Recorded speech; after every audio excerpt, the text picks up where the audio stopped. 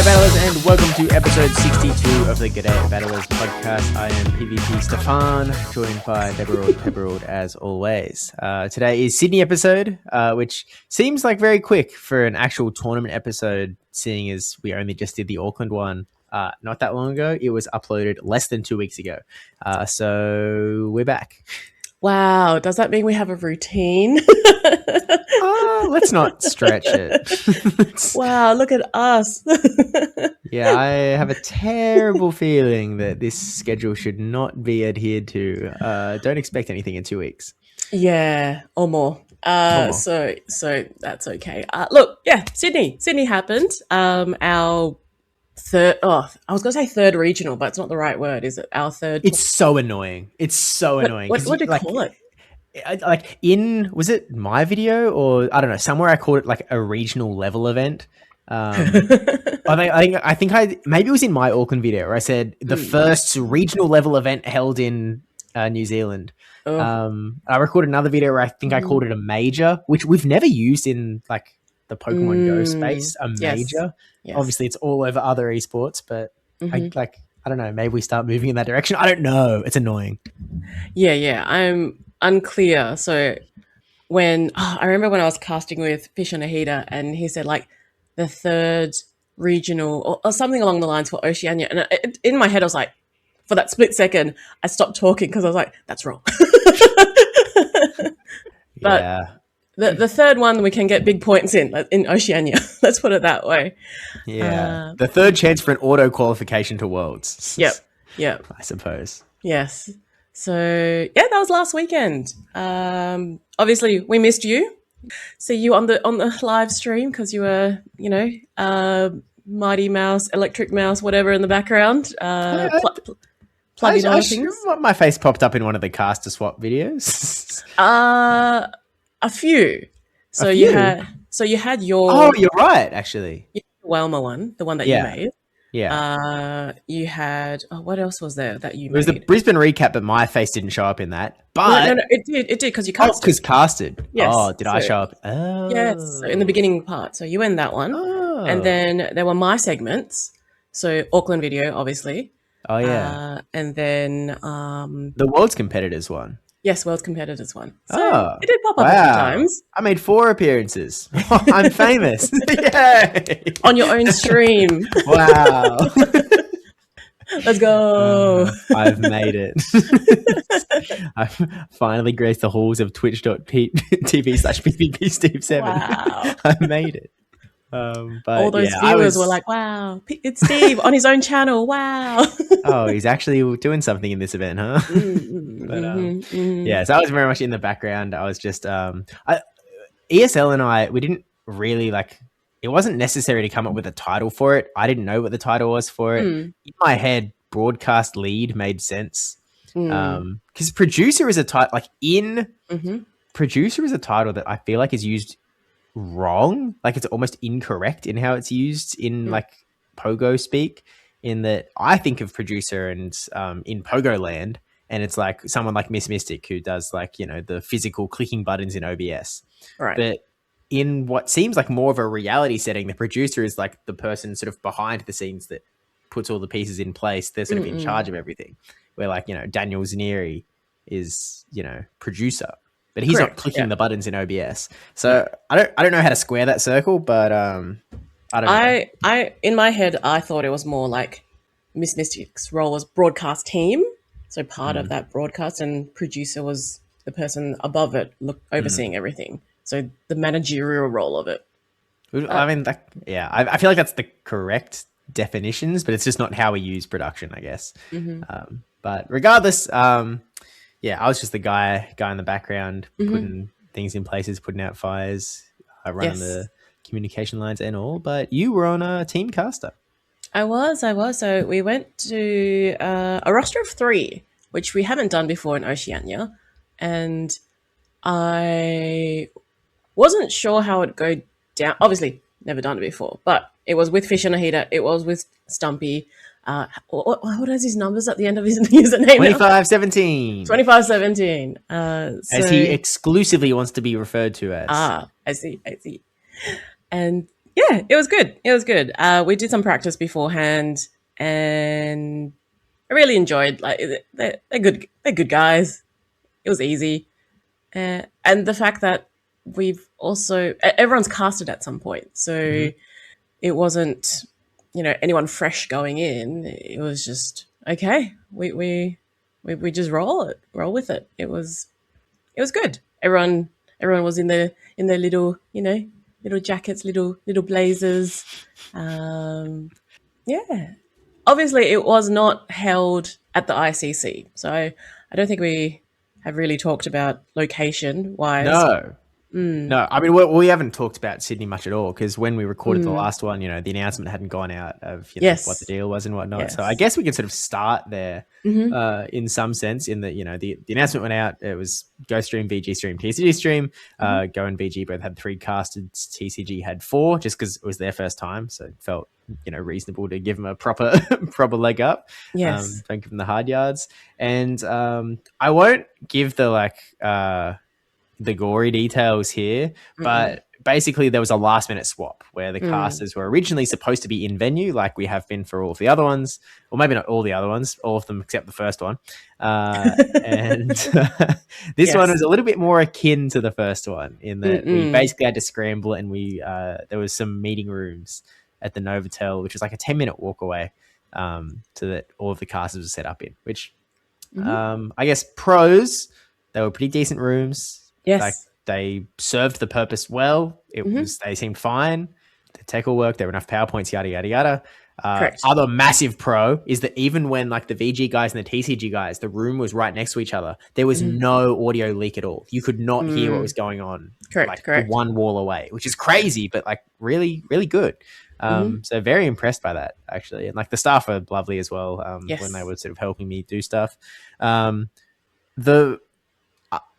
cons, there's only 2, really. One is the distance between the convention center and the caster spot, which probably impacted one man the most. That had to keep bouncing back and forth and back and forth and back and forth and back and forth. I would love to know how many steps you did on that Saturday. Probably a lot. I mean, I know that I reckon it would have been close to half marathon level. Well, I don't track my steps. Also, I had what's the battery saver on a lot of the day, so I don't know if that might cut it down. What app do I? There's like a Fit Google app, Fit, right? Google Fit. So it Got should just be Fit. And yeah, then I feel like it doesn't track when Thingo's on, but I don't know because I know that like Adventure Sync doesn't work when your battery saver's on. I feel like a boomer here. I don't know how to find that. All right, yesterday, Thursday. Was it last weekend? It was last weekend. Oh my gosh, time flies, man. There's been a lot that's happened since last weekend till now. It would have been the 7th. If you're okay, Saturday the 7th, it's tracked 29,000 steps. Yep. So I was correct then. Half marathon. What is that? What does that transfer? What's that in meters? I don't. Steps to meters, rough. What's it telling me? It's like 22K. Yes. Holy smokers. So a half marathon is 21.1. So in my head, I was like, it's probably about half marathon level. I did do a half marathon. Yeah, look at you go. Yeah. Oh, no, fit. But, so that was certainly a downside of the venue, I would suggest. I was going to say, I don't think it impacted you guys too much. Obviously, it impacted your ability to be on the floor and, enjoy the event while casting, which is obviously a downside, but there wasn't a necessity to bounce between, I guess. Yeah, I think that I have a propensity to want to know what's going on. So my downtime was very much, trying to see what the next matchup was and see where people were ready. I like communication on the side of, okay, they're ready. Oh, okay, they're locking in. It's just, for me, I like that. So I do that when it's my break time. So the fact that it was so far away, I couldn't do that. So I felt a little bit like, oh, I'm forced to sit here and actually take a break. How unusual. as you say that, I don't know. Maybe this comes out as a good thing in the wash. I realized as I said it, and I was like, this does not go in the cons pile, Debbie. I'll say congrats on that, I suppose. I will take it, but I won't really take it. Yeah, understood on all fronts. But the other major con, unfortunately, and this was a massive problem, the internet sucked. Usually in the venue, in these, we've got an Ethernet cable that plugs straight in. We've never had a problem as far as I can remember, like ever. With any of those Ethernet things. We were just on a Wi-Fi basically in these meeting rooms. We were told that it was really good. They showed us the speed test that shows it was really good. It sucked. It frankly sucked. It was really bad. Well, for Go, we never got on the Wi-Fi, so I don't even know how good the Wi-Fi was, because I only heard it from Stumpy. So he told me, going, if you get on the Wi-Fi, it should be really fast. They showed me the speed level. It should be really good. However, if you log in, you should be able to put a password. It never came up on our end. So you had, maybe I didn't show you guys, you had to scroll down and there was like a button you could press. It didn't come up on mine. The button didn't press? No, like, what do you? No. Like, it didn't come up at all. Once you're in, it's too late. Like, you're far gone. Yes, but so that's what happened. On the first time, you should be able to scroll down and there was a button you could press that would bring you to a different thing where you could type in a password. Yes. So this was not clear to me either. I also got screwed over. Go being the first stream, we just had to be like, okay, well, we can't wait for the timeout period. I think it was like 30 minutes before you could redo it again and forget the network and then re-add. And I was like, 30 minutes in, we're already into like round 2 of winners by that point. So good old reliable hotspot from my phone. So yeah, and when it was my phone, it was fine. However, I don't use a lot of my data on my phone. So I had parameters on there for 35 gig and it should cut off. Over time, my data has increased and I didn't even know. I pay for 40 gig. However, my phone has 120. Don't fix that, Optus. Just leave it. Do you not have like a data bank or something? What's the... No. Well, I think I've been a customer for such a long time that they've just given me bonuses and I just don't even tap into it. Right. So every month I get apparently 120 gig. Gotcha. So I didn't even know about it. However, my phone itself, not the network, has it will start warning me at a certain level. So when we were streaming and it was fine, it hit the warning level. So I was like, oh, crap. Okay, I'm out of data, or I will be out of data. I need to switch over to someone else.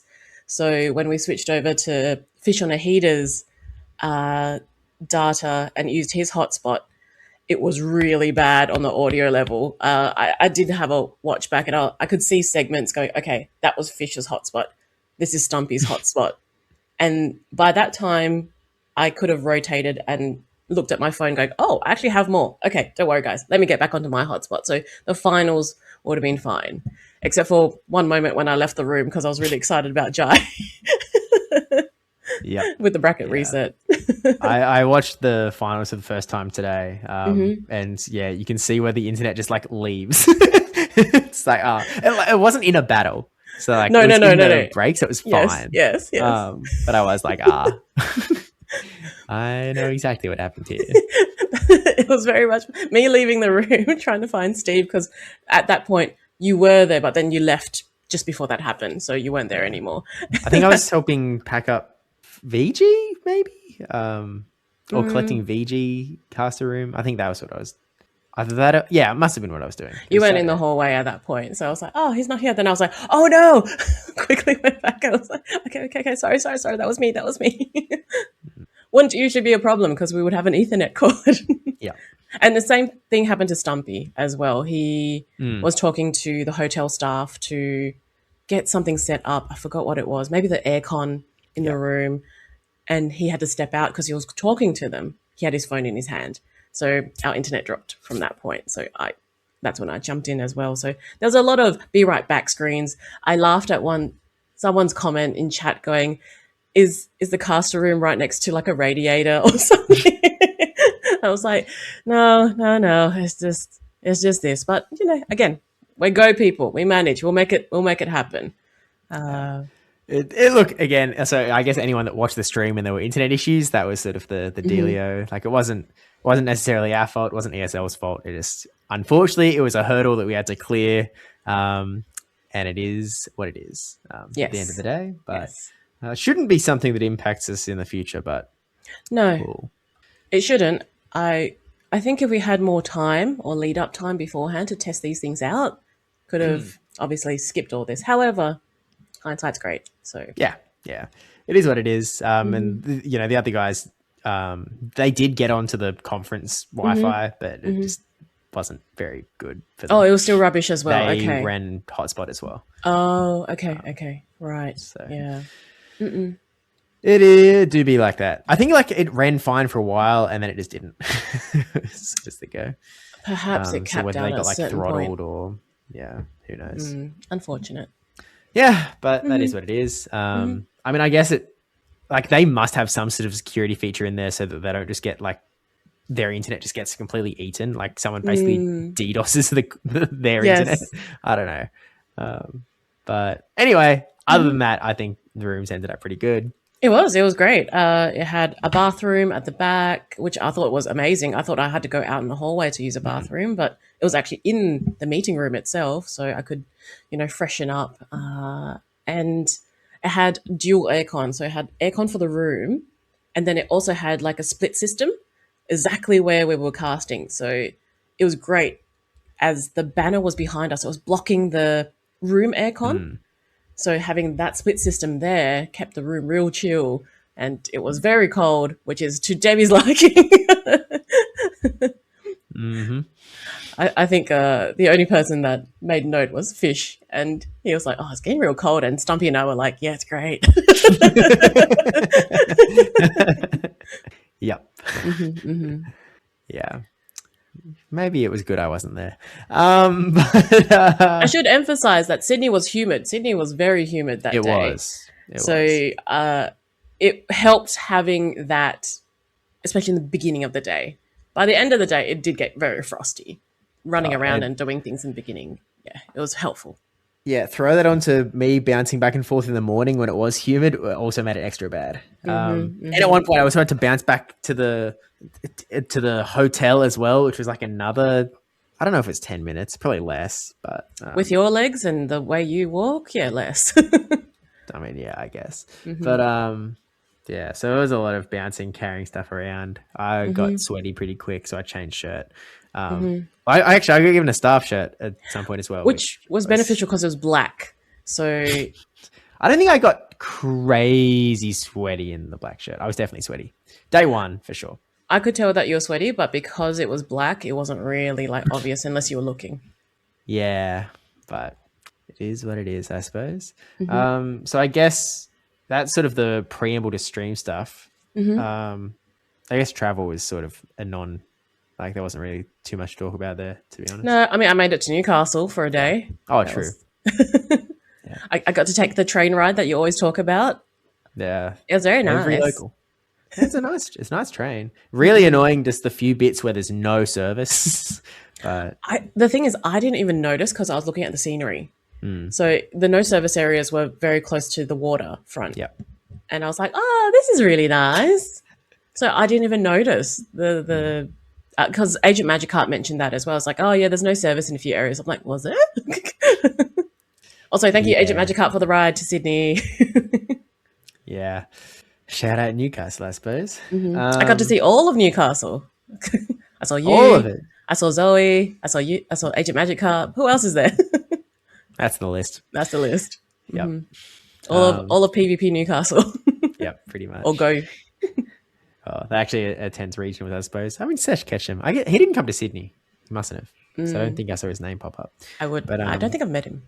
No, okay, that makes sense. He attended one of the regionals, I thought. I might have been casting, so Brisbane or Melbourne or something. Yeah, so I guess we can get into Tournamentville, USA.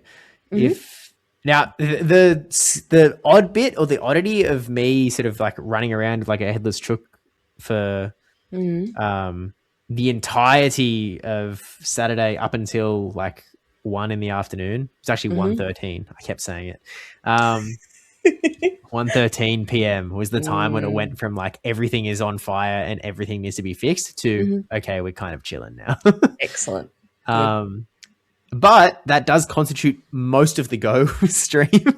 So I saw like nothing. I basically did not know what was going on. I barely checked the challenge. If someone came up and talked to me, I sort of had to ask like, okay, like tell me about where you're at. Like, are you in? Are you out? Are you like in the winners finals? I don't know. Inform me. Yes. So maybe you can sort of, I've watched them back now and whatnot, but maybe you can give a bit of a rundown of sort of how the tournament actually went. Yeah, so sure, I can do that. So with Sydney was technically 64 players. However, it ended up being 63 at the last 15-minute mark because someone refunded, but ESL wasn't going to give that ticket away. So it capped out at 63. So that meant there was 2 groups and only one person in round 2, which was the top seed, which was Nighttime Clasher. Yep. Yeah, we just want to give those US guys a bit of a leg up, Yeah, they flew all the way here. Might as well. So there was Nighttime Clasher. There was Teresa as well from the US. I think there was, I'm going to say 5 Japanese players. There was Poke Moneymaker, Eula, Budlia, Kag. I'm probably missing one. And also Yedaruna as well. So, yes. So those were the imports that came into play, which is great. Hard to, like, because the Dracovic still isn't up, even though it's been over a week. But, yeah, so it's hard to check entirely. I'm sort of doing a scroll through to see if I recognize anyone else, but don't see anyone immediately. So, as always, and as mentioned, and I think is still an ongoing problem, is that anyone from Japan, Korea that come over and play, or Singapore, anyone in Asia are not seeded. So it does mean some really tough round 1 or even round 2 matches for our seeded players, because our seeded players will match up against them. So I think, what was one? I think it was Mikey Morgs. So Mikey Morgs had to verse Kag in round 1. And Z-Tub had to verse Futa. I missed out Futa 009, also a Japanese player. So I thought that was really tough. Teresa had the worst matchup, in my opinion, because she had Bud Leah, again, a Japanese player, and then in the next match had Yedaruna. Yeah, and she was coming in as the number 6 seed as well, which is crazy. So again, she was seeded. So I had a chat with her afterwards, and I'm like, 1, introduce myself because I hadn't had a chance to say hi. And 2, also was like, oh, I saw your matchups. And I was like, that's rough. And she's like, yeah, I pretty much gave up when I saw it. I was like, right, okay. Fair enough. Yeah. So again, it's lovely to have other people come in. I just wish they were seeded. So then it's a little bit more balanced. Something to pop into Play Pokemon or give feedback to ESL once the feedback forms come out. I don't think they've come out yet, but I thought I saw a message that they had gone out. Like, we won't get them because we're not players to our inbox. I think they've gone out, but yeah, it does feel like, again, I don't think it's an ESL thing. I'm pretty sure it's just a straight Pikachu thing.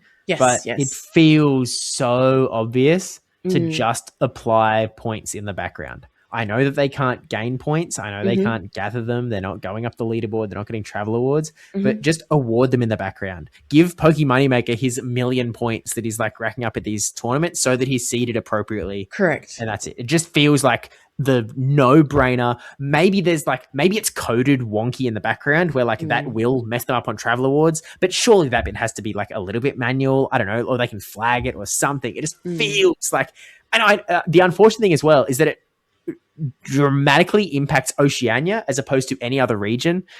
And as we have probably mentioned many times, we certainly get less of a spotlight than the other regions. And so maybe our problems are not considered as big a problem as if this thing was impacting the North Americans or the Europeans. But it would be nice if it changed. It would be. And again, if you're listening and you were there and you have a feedback form, send feedback to support via Pokemon. So that hopefully it can be impacted. I might kind of like, I'm very much a fence sitter, as you know. My fence sitting position is give seeding to those who have already attended in the past. So for those Japanese players that haven't been in before, I'm like, okay, they've never been to Oceania. But someone like Pokemoneymaker that has been to Australia and competed, this is his 4th tournament, and he should be like at least like, I think he should be almost like the 2nd seed when he walks in. So Yadaruna, again, she's had plenty of times where she's got championship points, but not obviously on the South Korean leaderboard. She should be seeded. They've come before, therefore I think they should be seeded. If they're brand new and haven't come to Australia before, then I'm like, oh, okay. So again, that's my Debbie middle ground. That middle ground, is that not actually just identical to what I said? Because I thought you meant like all of them should be ranked because of their previous. No, based Japanese. On how many points they've got. Oh, yes. Like Pokemoneymaker has earned, like, you know, he comes 4th at a region or 3rd at a regional, and he gets 300 points. I just tally that up in the background. Yes, that's it. Then yes. Yeah. I thought you meant like the entirety of their playing career. No. Like as a player, Pokemoneymaker has earned this many points. Yes. He should be this spot in seeding, etc., etc. Yes. Makes sense. So yeah, they came in. We had Group A, Group B, and I suppose from my end, again, I'm just looking at streaming level. So the first match, oh gosh, I can't even remember now.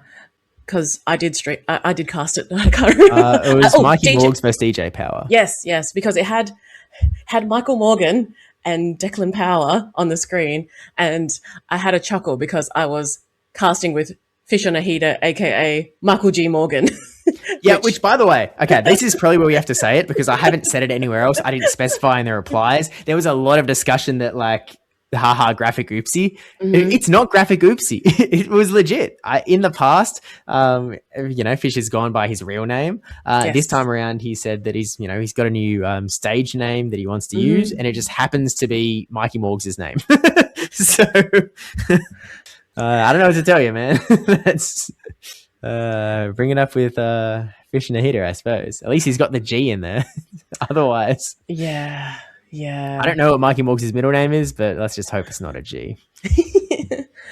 I thought it was funny at the time because I kept saying, instead of Mikey Morgs, I kept reading I am so used to reading usernames and then connecting and making the dots. However, in this case, because it said Michael Morgan, I kept saying Michael Morgan during the cast. And I was like, Michael Morgan, Mikey Morgs. I had to say it that way. So then I was like, making sure it wasn't Fish on a Heater I was talking about. But I really was so fascinated with DJ Power's team. It had a Sotodle, which I thought was really cool. It wasn't brought out on stream. However, it was pretty cool. I even forgot the word Sotodle. I kept thinking Satitan. Then I'm like, no, it's a Sotodle. But it's just something that I haven't powered mine up yet. I do have a rank 1 from Rocket Claire, so I do need to make it eventually. However, I was just like, oh my gosh, I want to see it. We didn't even know the moves, so Stumpy had to write it down on a piece of paper and slide it to us on the table. I was like, oh wow, okay, cool. And he managed to take that out against Mikey Morgs. So yeah, what a surprise, I suppose. I thought that, I think DJ Power is slept on. He does, he hasn't attended a massive number of tournaments. I mean, he's stuck in my head as one of the other guys that actually ran a LOL and Muck back at Sydney 2023. Yes. But he's only played in 3 tournaments ever. He played in Sydney 2023, he played in Melbourne 2024, and then this is his he played in Melbourne. Sorry, he played in Melbourne last year as well. Yes. He is from New South Wales? Yeah, he's a Sydney guy. Right. Okay, yes. Okay. But yeah, he's actually really good. He was good in the Sylph days, and so I remember him from Sylph days. And he's a quiet dude as well. So he's so lovely. So it was really good to see him and see him do well. Very, very cool. He's a nice guy. Then the next matchup was, I think it was Terra Flare 30 that had 6 shadows. And I was so concentrated on Fortoir's team that I didn't even look. And then when Stumpy mentioned it, I was like, what is this? So, yeah, that was really cool to see because Fortoir lost that first match and it was really close on the second and really close on the third, but managed to, flip it for him. But, yeah, it was just something that you don't see in this current meta. So I was really happy to see something different. And then pretty much after that point, all the funny business got out of the way. We got to the tight end of the tournament. Let me just have a look at challenge. So yeah, I mean, I'm just looking at Group B winners bracket. By the time you get to winners round 3, you've got 8 people left. I think 6 of them have been like at least top 3 in a regional before. So like it's we're at cream of the crop sort of territory. Yes. I was told by someone later that Group A was Group of Death, but I think Group B was Group of Death. Group A, Group of Death. I mean, you've got Nighttime Clash, you've got Godzilla, They Love Jai, Gone 1001, Yetta Runa, Mikey Morgs is in there, Z-Tub's in there. Okay, and then we go down to Group B. We had Rick Flareon, Pokey Moneymaker, Avrip, Jamathi, Fortois, Jess I Can, Agent Magikarp is in there as well. The ever scary M Tangy, Danger Hawk that came fourth in Auckland in there. Taj, he's a loose unit. I kind of agree, to be honest. I would prefer to be in Group A over Group B. That's why I was really surprised when someone said that. I was like, I'm pretty sure Group B is the one that I would want to avoid. Group A. Said someone in Group A, and had they lost when they said this? It might have been their birthday. In that case, yes and yes.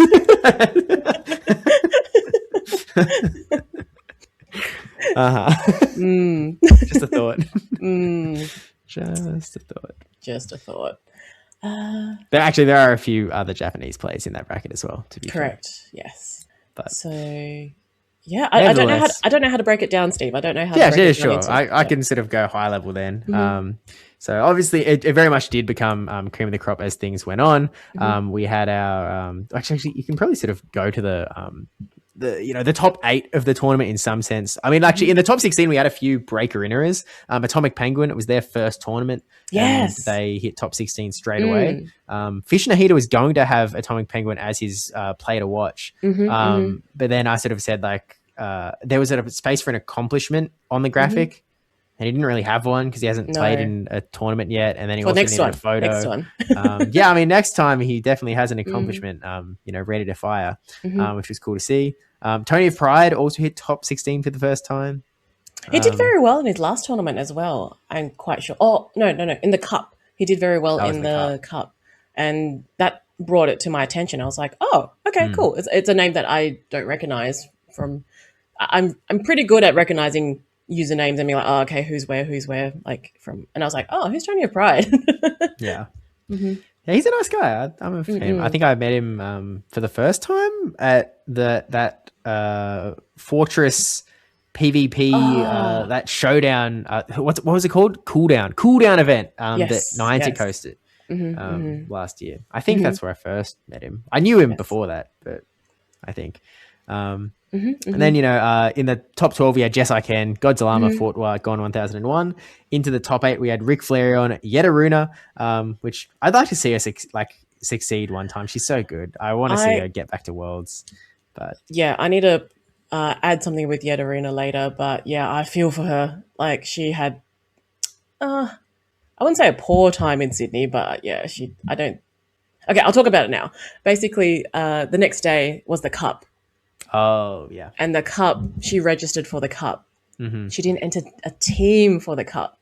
Because when I had a look at the Cup, I'm like, I forgot how many. Let's call it like 37 players. It wasn't, but it was an odd number. Sure. And it ended up being an even number. So I asked, I can't remember who I asked, but one of the judges, I was like, oh, what happened there? They're like, someone didn't enter a team. I'm like, who wouldn't enter a team in? Especially after you paid. it's $45 to do a cup. So I found out later her internet on her phone couldn't connect right when she was entering the team 15 minutes before cutoff, and it cut her off. So she paid $45 to enter in cup, and she couldn't even enter it because she didn't have a team. And I was like devastated for her. Tough. So yeah, like to come all the way and be like, oh cool, I want to keep continuing playing, because usually most of the Japanese players actually don't come to do the cup. They go do touristy things while they're in Sydney. But broadly speaking, there's no reason to play. They can't get points. Like, what's the point essentially? But you get to play the game, which is, you've been studying and practicing. You get 10 points on the, the what do you call it? Prize wall. Yeah. For just entering. Obviously you get more if you do better. So I was just like, oh, poor thing. But yes, I would love to see her do well. She brought an interesting team. I can't remember what it was, but I think did it have Quag? Firo, Chargebug, and Shadow Quag. Yes. And Alola Ninetales. She was one of the Alola Ninetales runners. Yeah. So she brings some interesting isn't even the right word. I find her teams like just joyful when I look at it, because I'm like, it's cute.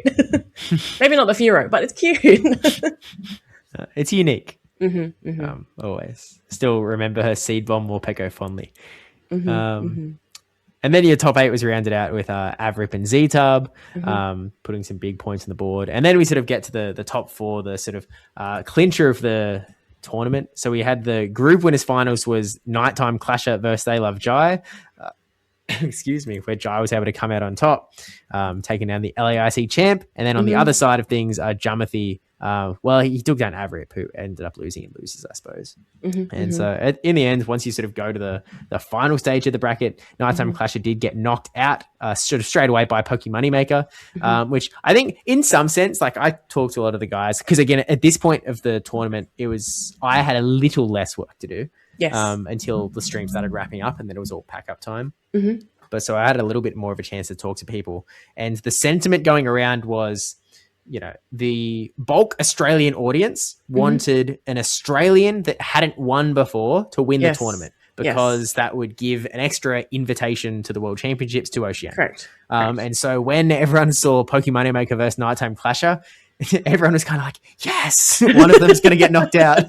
There's one fewer chance that this invite sort of burns away from Oceania. Which, to be fair, in the top 4, we had like Nighttime Clasher and Pokemoneymaker, overseas, and then it was Jamathi and They Love Jai. Jamathi had just won Auckland. So there was actually only one person in the top 4 that could generate a new invitation for the World Championships. And so They Love Jai, again, the bulk of the audience, everyone loves Jamathi. We all wanted him to succeed. Very happy that he won Auckland. Cheering for him all the way. But it seemed like everyone wanted Jai to win. Look, I made it no secret what was my favorite. It was my caster pick that I wanted Jai to win. So alas, we and you are right. When you were talking about the other players, I just remember this conversation, and I don't know where it was. It probably was at the convention center, and Avrip coming up to me and being like, "It's the 3rd time I've been kicked out of a tournament because of Pokemoneymaker." And then Rick being in the background going, "Yeah, he kicks all of us out, man." He just keeps coming back and just kicking us out. And I was like, yeah, that sounds about right. And when Jamathi and Jai were versing each other in the winners finals, to be clear, Pokemoneymaker came 3rd, Nighttime Clasher 4th, and then Jai versus Jamathi. I looked at the teams and I was like, okay, who is going to be best against Pokemoneymaker? And I thought that Jum's team actually didn't look very good against Pokemoneymaker. So not that I thought that Jai had a better chance with against Pokemoneymaker's team. So when he did go down into the losers final, I was like, he's got this. He should be okay. It didn't go that way in like the first match. I was like, no, I was wrong. But he managed to claw back. So I was like, yay, let's go, Jai. So then into an Oceania final, again, like you mentioned, both people that I think the community very much love, and both great people. And what I found funny was like they both were staying together. Oh yeah. Jai was staying on Jum's couch. Yes, Jai was staying there, and Yeah. I remember the night before that, I think M mentioned that they were playing Smash Brothers till late, and Jum didn't even register his team until sometime, like very late into. Okay, but to be fair, he was just registering the same team from Auckland. He didn't have to think that hard. Okay, I've been a host for Candle Cult, so Inadequence's server. So I've been doing practice matches, and Jum has been changing his team the entire time. So he's never locked something in. So I would be in his DMs and be like, bro, what are you doing? what is this Shadow Steelix here? It's like, I'm so disappointed. I haven't won a match with this Shadow Steelix yet, and I spent 3 hours yesterday coming up with this team. And we cultivated it and was like, yeah, this is the team. And he didn't get one match win. He got one draw with this Shadow Steelix. Yep. I'm like, with my reply of, maybe that's not the source. Yeah, he did. He told me like he kept umming and ahhing, like he was sort of bouncing around, like, oh, what do I change? And then in the end, he was like, whatever, we'll just run it back. Yeah, which it worked. Yeah, so. Apparently it worked. So Homesize Henry made a pretty good video, I think. It wasn't like, it's not like super in depth. He basically just casted it over the top, but he was talking about the fact that usually he'll make a video of like, the winning run. Yes. Or like the grand finals from a player at a regional. And this time he was like, look, like all well and good, but I actually want to feature They Love Jai here because he, into Poke Moneymaker, he had a pretty tough team comp. And then into Jumothy, he had a really tough team comp, like an insanely tough team comp. Before he went on to play, Jai actually, he was saying like, look, there's 2 ways this could go. Like either I get lucky on alignment and I can win, or I'm gonna hard lose this thing. And he was like, it's all I've got. So he was pretty much going in with like, this might go bad. And so he pulled victory out against Poke Moneymaker, which was like, he played really well. And then going into the grand finals, Jai, I frankly don't know how he did it. It was sort of insane that he was able to pull it off, but he got the bracket reset. He did against Jumothy, which does end his I think Jumothy had a 10 match streak win in the championship series. He didn't drop a single match in Auckland, didn't drop a single match up to that grand finals in Sydney. Match, not game. He lost games in Auckland as well. He lost games to, I believe, 2 people. One of them Sydney being They Love Jai. Yep. The other being M Tangy. Let's go, Em. The team that he built. I reckon she's the actual Kingslayer. Real. Yeah, but it was very funny. Really funny. But he gets the reset, and then Jai was sort of talking about it afterwards, and he was like, in that first best of 5, he was like, oh, I could actually do this. And then game 1 of the reset, Jum just crushes him, and then Jai apparently just went, never mind. Sort of he found his Wigglytuff. That's what happened. Yeah. Wigglytuff kind of goes. As long as he doesn't see Fortress, it's amazing. I laughed really hard when I was talking to Jai later because he was rewatching the stream, and in chat was Jin's 8810. Jai's real weak to Wigglytuff, hey?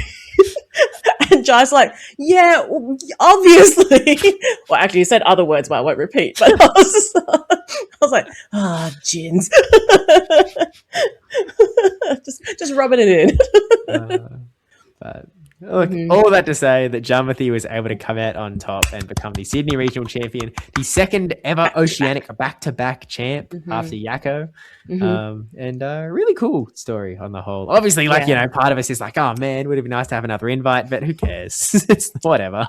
Well, I think the fact that because it was Auckland, and Auckland in my mind, not that it's a nothing event, but Auckland was a bonus. So really, it hasn't really changed my perception of how many are going to Australia, like going to Worlds.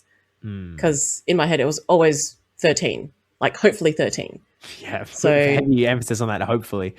Hey, look, I got a DM from Jakovic, for those that remember him.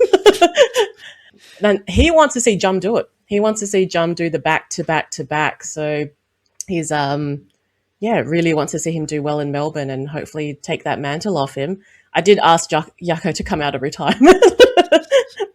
which he was like, with the words of washed and also retired and also, the usual lines that I hear from him. So I was like, okay. Yeah, I think Caleb Peng made this graphic. Yes, I did see that. Sort of comparing Pokemon Maker and Yakko as like, who's the most consistent player in Oceania. And I mean, even before he made that graphic on the Sunday, or no, after the tournament was wrapped up on the Saturday, I went up to Pokemon Maker and told him, like, you're the best Australian battler of all time. Like, you're the GOAT. And I think he said, like, yeah, Australian player living in Japan. Yeah, made this graphic, and then I think he asked in the tweet, it's like, does Yakko come out of retirement to defend his title? And he just responded, no, or not going to happen. So, regardless, though, like, can we just give like Pokemon Maker citizenship at this stage? Like, just surely. Can that's crazy. Like, if he doesn't end up qualifying for Worlds, it's going to be so brutal because he deserves it so hard. But look, he's won a championship before. He can do it again. So there's still Melbourne on the cards. And when do the Japanese playoffs start? Is that March or May? Well, the PJCS happens in like June. Oh, okay. So yeah, he most likely will be coming to Melbourne then. Oh yeah, like that was sort of his story last season. Is that the Japanese circuit, you only get one chance, and it's at the very end of the season. So if you botch it, it's over. Yes. So you sort of need to hedge your bets a little bit and play in tournaments before that happens. I mean, it's similar with Yetaruna, where like, she could crush the Korean tournament when it comes up. Whenever they announce it, which I don't think they've announced anything yet. No. Hopefully soon. Yes. Yeah, like you sort of want to hedge your bets a little bit and don't wait till it's too late. Yeah, because I believe that she was just off last year. Like she just like was on the borderline, and it was percentage at the end. So she had the amount of wins that she needed, but it wasn't percentage to get her up. Oh, okay. For the Korean qualifier last. I recall again. From my memory, she came like top 6 in the first stage, so qualified for the second stage, and then she didn't do well enough in the second stage. Yeah, like she didn't because it was double elim at that point. Maybe I'm wrong then, but I'm not sure. Maybe I'm confused with 2024. Who knows? Maybe I'm confusing 2024. Maybe one of us is confused, but it regardless, is all a blur. That was sort of the seeding tournament, I guess. Yeah, so we're happy for Jamathi again. Jai on his 3rd silver now, so it's just maybe he's just doing a putter, man. Like just racking them up. Then just like doing a putter, man. Putter, man. We're recording this before EUIC finishes. We know that he's currently in top 3. He could become like a 2-time EUIC champ, man. I hope he does. He's doing a brilliant losers run at the moment. Just insane. The best. Absolutely. I did see your tweet. I haven't liked it yet, but I did see your tweet. What the heck? Okay. I'll do it now. Man, she sees tweets and likes them later. What sort of behavior is this? I got the notification. I have your notifications on, okay? Where are you? Okay. I like it, and I'll repost it. There. Okay. I think of this like sometimes, actually very often recently, a few people in particular, they'll reply to the tweet and not hit like. And I'm like, what the heck, man? I can't believe this. The reason I just laughed just then, it was my watch has told me to relax and breathe with me because my heart rate just went up over 100. Because I was panicking because I didn't like your tweet. Yeah, this is the serious, important material, This is what happens in the background. No one sees. Like Steve gets angry at me if I don't like his tweets. So I have to like his tweets. So I have to like. That's why my blood pressure's going up. I can't endorse this joke.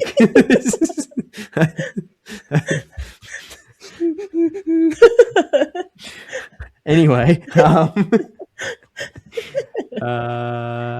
I guess that's Sydney. Is there anything else you want to say about Sydney? Sydney, it was a good time. I think everyone played as best that they could. It was a great final. Bracket reset's always fun to watch. The boys casted it. I casted They Love Jai versus Pokemon Maker, and when Jai won, it was like very much fist pumps and a lot of me spamming Jai in chat. I'm sure commentators aren't supposed to be neutral, right? I'm sure that isn't. Someone did mention that. They were just like, is she allowed to say that? I was like, community stream. Look, I doubt I'll be getting invited to proper ones. So I mean, I know when I can't remember. It must have been maybe it was Brisbane. Just this last one gone. I remember Dr. Trotter. Maybe you were going to the grand finals. No, it can't have. Wait, who came second in Brisbane? Got a Pokemon Maker. yes. I think maybe he said something to the effect of. Oh wait, hang on. I was thinking the Godzilla one was the Gone 1001 one also a Pokemon Maker second. Choose. I was Choose. That's right. No, that was Godzilla. Yeah, you're talking about 2020. Gone was Pokemon Maker. Yes. Okay. That I was think Brisbane. Yeah. In November. I think Trotter said something along the lines of like, I know we're not supposed to be biased, but obviously we're all cheering for the Aussies here. And I was sitting there like, hold. But well. Look, I even if it wasn't known, I think people will know me well enough, or I would cast enough to know which one are my favorites. Like, what was it? One of the Perth ones where it was Rick versus Jai. I have a Flareon pin on. I was like, it's pretty obvious. Yeah, clearly you weren't running an Alola Ninetales pin this time. I'm looking for one. If there's someone that found one for me, let me know. I'll buy it off you. I need it for the next one, Melbourne. Or whenever, I don't know. I just want one. That's my little aim at the moment, is to get all the fairy type Great League pins. So I've got an Azumarill, I've got a Wigglytuff, I've got a Clefairy. So I'd like, Clefairy or Clefable? Clefable. You're correct. I would like a Florges. I would like, an A9. I think that's it. Well, I mean, Togekiss was. Yeah, if it comes back around. I mean, any Great League one. So Togetic might be in there as well. True. A spicy Klefki. Yeah, no. We might be stretching, I think. Debbie just wants pins. Yeah, I mean, I know Gardevoir came like top 8 in one of those Asian tournaments once. Ooh. Mystical Leaf. It's a Magical Leaf. Magical Leaf. Yeah. But I guess I had a very different Sydney experience, and I won't talk about the nitty gritty on the whole. But the VG stream, the VG stream popped off on Twitter more than anything else that we've ever done, and not even the tournament. The time fillers between rounds went so hard. So cannot believe how viral that went. Yeah, it was insane. So if they had the same thing they had last time, which was a trivia segment, yes, everyone loves. It's a great segment. It's a great time filler. Chat likes it. People in the venue like it. It's a good time. I remember I was standing next to the screen at one point, and this little kid comes up. He must be 6 or something, and he was standing next to me and telling me oh, I think this is A because B is the C is the D is the and he was right on that one. And then the next one he was like, okay, I think I was like, which one of these is a physical or attack as opposed to special attack? And he was like, right. This one is da-da-da, this one is da-da-da, this one is da-da-da. So I think it's this one.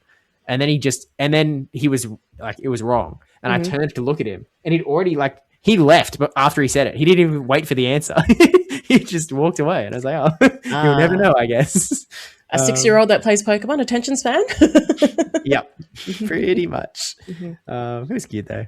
But instead of the trivia, they came up with a new segment, and this is a guy by the name of Andy Broseph that sort of put it all together. It was horse race test. Horse race test. Generate a bunch of things. You generate this random map, and they bounce around until one of them gets to the sort of item that's on the screen, like the Windows screensaver sort of vibe. And it went insane-o. So I retweeted it. So I'll scroll down my Twitter feed. The first one was posted by this guy that he was the 2018 senior world champion, and then he was world's finalist last year. And he tweeted out a screenshot of it in Masters. Screenshot. Amazing things are happening on the Sydney regional stream. 4,000 likes, 100,000, 150,000 plus views, just off the rails. And there was another tweet. There was, "This is my Coco Melon. Can we please have this on more Pokemon regional streams?" Again, thousands of likes. That's my favorite tweet out of all. 100,000 views. I saw a tweet of the gambling scene from The Hangover. Watching the Sydney regional stream be like. I didn't retweet that one. I felt like that one might be a little less kosher if, but I liked it. But yeah, so that basically the most generational thing that came out of the entire regional, really. Well, I wasn't on the floor, but you mentioned that people were going wild on the floor because of it. Yeah, and it was there were getting the more cheers than like the actual winners. Yeah. Like I have this photo that I sent to the production team. I didn't post it on Twitter because again, like whatever. But like everyone was like sitting forward in their chairs, all like focused on the screen.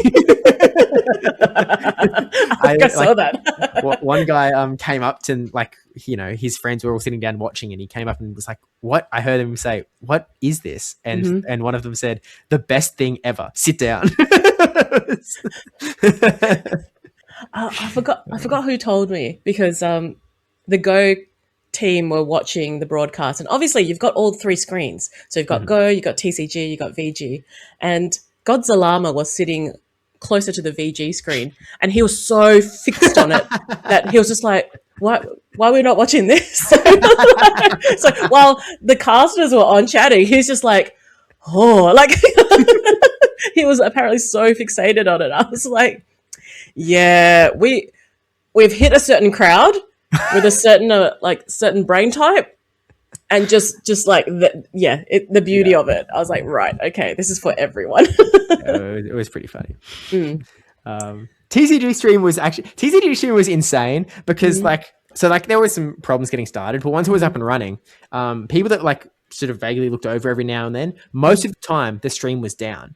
That's Correct. not because the stream wasn't working. That's not because anything was going wrong. It's because, like, without fail, like, it just happened again and again and again and again. The TCG stream match would be like, someone would just completely brick and the other person would destroy them, or someone would just like get an instant donk and win like in one turn. And like, so I think the guys that casted the TCG grand finals, like, and they sort of, you know, they did half. Yes. Before the grand finals, they had not casted like a real game the entire weekend, which is insane. Like, it's just bad luck at the end of the day. That, like, you know, because unfortunately with Swiss and hour-long rounds, you can only pull one match, and that's the match you get. If it's long, it's long. If it's short, it's short. Yes. And luck just happened to roll in such a way that it was short. So it is what it is. But, I suppose, like, it would be nice if they had like a filler, or maybe they did have fillers that just ran out of filler, just because if it's hour-long matches and it finishes in, you know, 20 minutes or half an hour, you got half an hour to kill. Yeah, it was taking like 10 minutes. It was gosh, like 50-minute breaks. There's only so much you can talk about Goldengo and Dragapult. Like, they could do like 5 podcasts and it wouldn't be enough to like fill all of the time between the rounds. Like, again, it's just bad luck. You know, on the official broadcast, they've got mad filler content. They've worked really hard on those segments. This is the first ever TCG stream that we've run community, and so it's going to have the growing pains. That time is slow. They're going to get more and more filled. VG is like starting to work on that as well. They were sort of doing a little bit more caster time than usual. Obviously, we have horse test race. Yes, but forget the casters. I want horse test race. Yeah, that's actually just as soon as the battle finishes, get onto some more dopamine. Yeah. Cast the horse race test. Yeah. Let's go golfing. Golfing. But look, it's not really like, you know, at the end of the day, I would prefer to be casting. And so if missed you. If Melbourne comes around and there's a chance to sort of get back in the saddle, I would like to, but you know, there's a lot of other stuff that has to get done. So we'll see is the bottom line. People did come up to me and were like, one, I did well, thank you for the lovely feedback from others.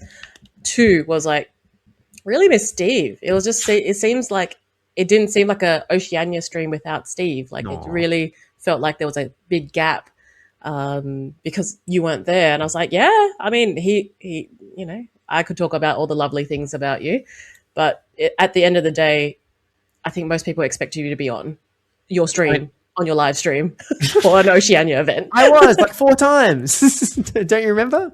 Yeah. 4 times. I think the Auckland video got played like 3 times. So yeah, maybe like 7 times. Nice. That's some solid runtime. Yeah, I'm glad I made the video. But look, bottom line, we'll see how Melbourne goes. But yeah, this isn't the role that I want to be in. It's almost just the role that I feel like I had to be in, because it was sort of the only way to make sure the 3 streams would all happen. Yes. So yeah, fingers crossed. We'll see you back on the desk. We'll see. But we've got a few months till then. Melbourne isn't until May, and then we don't have any other Oceanic regionals until then. Yes.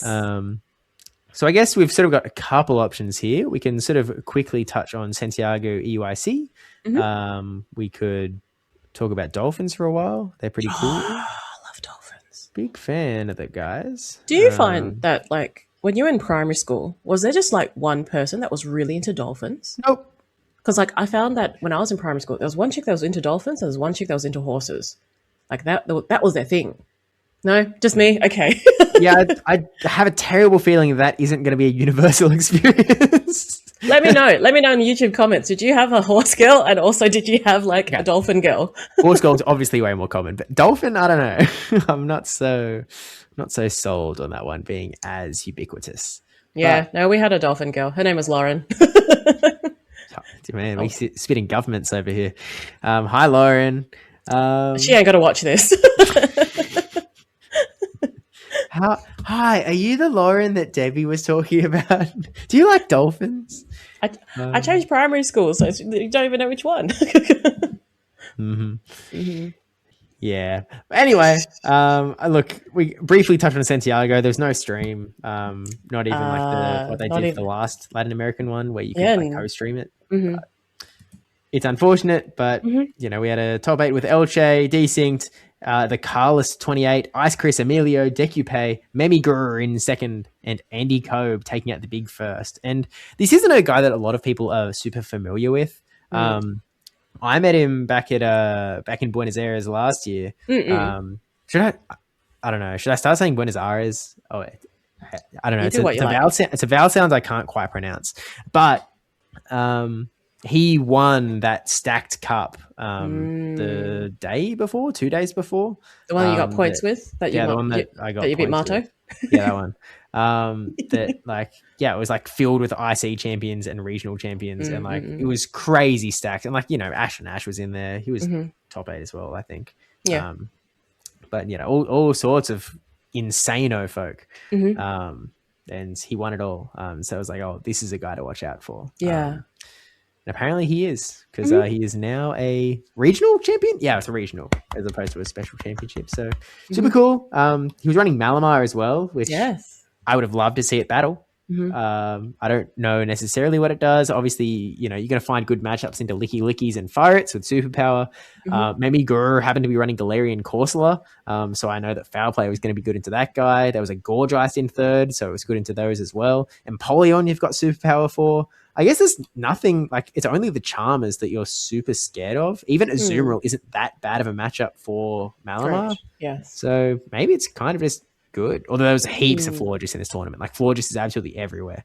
So maybe that's that's a bad matchup. Yes. But that's kind of it. So cool, but that's really all there is to say, unfortunately. Yeah. I guess... I was like, well, yeah, that's Santiago for you. Yeah. No stream, but again, very different team selection from Sydney. Yeah. And something that's just sort of hit my deck is that so how we've just treated Santiago, right? It's like, well, look, there's some teams, we don't really know what happened. It is what it is. End of story. That's what Oceania used to be, man. No one cared. It's like, yeah, cool. Like, Ric Flair in one. Righto, move on. So, yeah. But streams matter. Even if they just get one up like that one in Latin America. Yeah, or like, you know, the shoddy one in Auckland. Yeah. Or like that. Whoa. Yeah. What's crazy is that I told you before that I just finished the video with on Jamathi's run. Yes. And I'll post it on Tuesday after EUIC is wrapped up. But like he didn't keep that many of his battles. Like he doesn't have that many of them on the whole. Right. So it's like, even though they literally like we had a phone that you could keep the footage on, he doesn't have that much footage. Right. So he's got the grand finals at least. So you can watch it in non-shaky cam. But yeah, it is what it is. It is what it is. But yeah, I guess the other tournament going on is EUIC. EUIC. We can talk about it. I don't know what will end up, how long the next episode is going to be from now. Like we'll probably talk to Jamothy We will. at some point when he's back. We had a pretty large troop from Oceania head over to EUIC. So I mean, hang on. Okay, were there 9 names? Is it 9? Okay, I'm going to just try and spit them. 7. 7? 7. Confident 7 players that compete. We're counting Jins. Yes. Okay, we got Jins. We got They Love Jai. We got Taj. We got Cola. Yes. We got Rick Flareon. Yes. We got Jamothy. Yes. And then the 7th one that He's French. Did I not say Godzilla? I thought he was the first guy I said after. You said Taj. No, that was this one. And then Cola. Okay. I thought I said Godzilla. Did you say Jai yet? Yeah. Oh, wait. Jins. Oh, maybe I said. Jins, Jai, Taj. Jins, Jai, Taj, Cola, Rick, Godzilla, Jamothy. I see. Yeah, maybe I did miss Godzilla. And Tangy is also there, but not competing. She didn't play, yeah. But yeah, so quite a troop on the whole. Not a successful trip when it comes to points. It was brutal. Majority. EUIC was brutal. Which I sort of said this from the jump, because EUIC, you have to get to top 128. But where LAIC was like much smaller and then shrunk, EUIC had 512 spots that you then from that had to get down to 128, which obviously there's a lot of no-shows. I think someone said there's only 360-ish real competitors, like people that actually appeared. Yes. And which again, crazy. But it meant that some people are going to get lucky, have super easy rides into top 128. A lot of people are not, and you're going to have to play a couple real matches to actually make it to the points. And so on the Oceanic front, we only had 3 actually make the cut. Hit Pointsville. So Rick Flareon did pretty well. Yes. Taj, the people's champ, they call him, was able to break through and pick up top 128 points as well. And then Jins actually made it all the way to day 2. Kind of an insano run as well. He did. Did he lose off rip after that, or? He finished at top 64, so I believe. Okay, so yeah, I guess I haven't looked at the bracket from last night, so I did. Oh, okay. I watched as much as I could for day 1, and as soon as all the Australians were done playing for the day, I just checked out.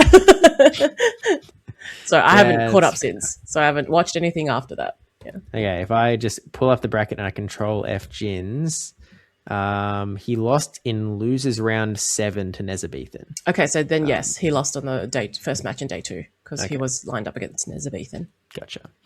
Fair enough. Still, day 2 kind of cracked at EUIC. So that's presumably a lot of points, right? I don't know my IC point totals. I can spit regionals at you like nothing else, but ICs I don't really have locked and loaded. Let me get the graphic up because I did post it in the international comps one. So top 60, so 180. So just 40 more than what Rick and Taj would get. Yeah, right. It's not as much as I kind of hoped or assumed. I guess it makes sense. It's not going to be that crazy. Yeah, I guess that checks out. Yeah. So Jins gets 180, the other 2 gets 140. Yeah. Which so obviously, like, Rick doesn't need it. He's qualifying for Worlds anyway. He was already like top 4 in the leaderboard, I think. Taj, it could be massive. Well, actually, no. Yes, he is top 4 on the World's leaderboard. Travel Award happened. Oh. So I remember in the car going back to the airport with Avrip, They Love Jai, Danger Hawk, the Perth squad, back to the airport from Sydney. And Jai said, Rick's going to have to do really well to overtake me to try and get Travel Award, but I'm sitting in 4th at the moment. I was like, okay, cool. Yeah, it should be right. Like, Jai is I expected him to get points. I expect Rick to get points. Yeah. It should just even out. Jai didn't get points for EUIC. Rick made 140 points. Rick overtakes They Love Jai in the Travel Award now. So the Travel Award is now I believe calculation-wise, is Jamathi, Godzilla, Gon, Rick for NAIC. Okay, is this one of those things, like, I can't get that leaderboard up on my desktop at all? No, I had some nerd send it to me. Okay. Does that factor in local stuff as well? I believe so. Okay. It does mean that Jai's in stipend range, but it just sure. in travel award range. So that happened that time. Gotcha. There you go. Where I messaged Rick and I was like, "Hey, at AIC," and he's like, "I got to see if it pays off, like, time off and going to America and back again." So I was like, "Yeah, fair." Yeah, fair enough, but still cool. Yeah, Taj could definitely use the points when it comes to qualification. He's jumped from 14th up to 12th. Amazing run. So he's currently he's above the world's line if everything stopped now. Yeah. So very, very cool. Well, I mean, as far as students is concerned, I don't think he had any points until now because he's been in Japan. So I think this is his first 180, which still puts him at 25th. Actually, probably 26th when you factor in play points. Yeah, because it would be tied. So I think 26th, but still, certainly puts him a name on the board as someone to sort of watch out for. When it comes to world spots as well. It's only February. There's another 4 months, so it's certainly doable, especially as someone that travels quite a lot. So yeah, it's certainly doable if he wants it. But then I think just trying to think, Jum and Cola were in the same group, in Group A. So I was like, oh, what if they first each other? But then, who else is in that group? Bato Man. Yeah, they didn't have to play, did they? No. I think if Cola went into... If Cola won his next round, he would have first. Yeah. Alas. Yeah, that would have been... Look, peace and love to Cola. Not going to happen. My money's on Padaman 10 million times out of 10 million on that one. He's, I mean, as I've tweeted and you have now liked, Padaman and reposted easily. He's the best player in the world. Like, there's just... Don't yell at me. Okay, he doesn't yell at me, guys. He doesn't. I'm just sitting in silence for the rest of this podcast. It's all right. I've got editing software that can fix that. Oh. One of my least favorite bits. But, that's Sydney, Santiago, EUIC on the whole. We don't know who wins yet. It's going to be Colin 6. One of our... it's sort of an interesting spot where, like, Colin 6 is sort of a long-term, like, he's always been good, although he doesn't have, like, I feel like he doesn't have a lot of wins to his name, which is kind of crazy because it feels like he's so incredible. And then Padaman, who, again, he's, as far as I'm concerned, undisputed best in the world. Yeah. Well, it's an IC, so the top 4 are already, like, locked in for Worlds. So Steiner was 4th. Yeah, who already was locked in. Although then there's question marks because he was banned and then he's... I was surprised to see his name. I was surprised to see him there. I was like, oh, I thought he was... taken out. I kind of thought his ban was up in like January or something. His name was changed. Now it's Tuzzy. Well, I think his Twitter's always had that in it. I thought. Wasn't he LNDS? Yeah, but like his Twitter name was. But I don't know if that's related or not. To be honest. I don't know. Yeah. Regardless. Then like Padaman's already qualified for World, so that's one invite burnt. Yes. Colin 6. I guess that's a fresh invite. Yes. He came second in Stuttgart. He was one of the Nataquins victims. Yes. And then, was his win last season or this? I feel like it was last season, but I could be wrong. No, he won this season, Lil. Oh, so really, it's just Colin. Yeah, Colin is the only one that is. Congrats to Colin. Generated. But yeah. So we'll see who comes out with first later on. You'll already know by the time that this podcast comes out, almost for certain. I hope it's Pardo. Yeah, I like Padaman. I would like to see. I want to see him succeed. So I guess I'm default cheering for him as well. I mean, I like Colin as well. I don't think I've ever met Hikami, so I guess I have no personal ties. But but we'll see how it all plays out. Padaman is coming from losers bracket, so he's been in losers bracket for ages. He's not just coming out of losers bracket. He's been going. This is true. But he does have to win a little bit more than the others. So he's a salmon upstream. He just keeps going. Yeah, pretty much. Yeah, I think that's everything we wanted to talk about. Today on the whole. So again, congrats to all the Aussies that went over to EUIC. We're very proud of you, regardless of the result. The fact that 3 of you brought points home is always great. There was only one of you on stream, which is Jai, and he did a win, so that was good. He got a shirt, so I was like, yay! Hey, all 3 players to watch this time were actually there, so that's pretty sick. True. No Shadow Pikachu this time. But Jai's photo, he looks so angry. I was like, oh. Because he's hardcore. He's tough, man. Oh, I see. Watch out, he's coming for your second place medals. Maybe we should start getting people to start doing poses like Wolfie VGC. Yes. I was like, what does that mean? Like, come forth, or do you want to check my hand? Or I've seen a lot of memes on Twitter from it.